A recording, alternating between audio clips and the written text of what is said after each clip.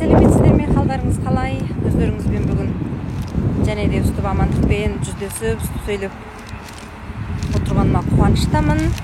Енді расында да осы әрқандай орайды тырысқан адамға береді деген рас қой. Ойлап тұрсаңыз, егер тырыса берсеңіз, алдыңызда тұрған орайды сіз ұстап ала аласыз, содан кейін жетістікке жете аласыз деген секілді. Ханзуларда бір сөз бар ғой, 不逼自己一把永远都不知道自己有多强大деп. Расында да өзіңізді бір қысылып көрмесеңіз, бір өзіңізді қинап, бір алдыға қарай талпынып көрмесеңіз, қаншалықты жол жүре алатыныңызды, қаншалықты биіктікке шыға алатыныңызды білмейсіз.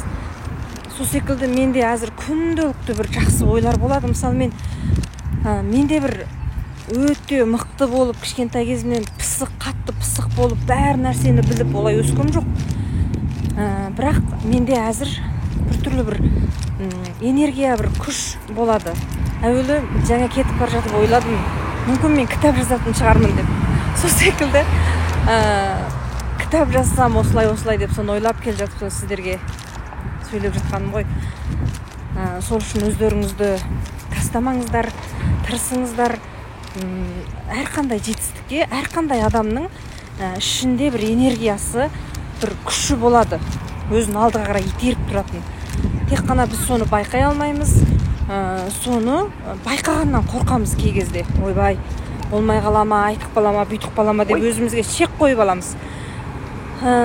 Біз енді осы жерге кетейік деп осындай шешім жасаудағы басты мақсатымыз осы баламыз бір шектелмейтін жерде өссе, өз ойын толық айта алатын, өз әрқандай істегісі келетін іспен шұғылдана алатындай болса, бір шектің ішіне кіріп қалмаса деген оймен соларды бір еркін дамысыншы деп көзаяларын ашып қояйық.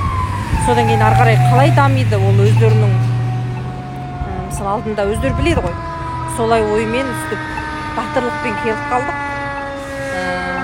Сол енді қысқаша осындай бойлармен сіздермен бөліскім келіп сөйлегенім.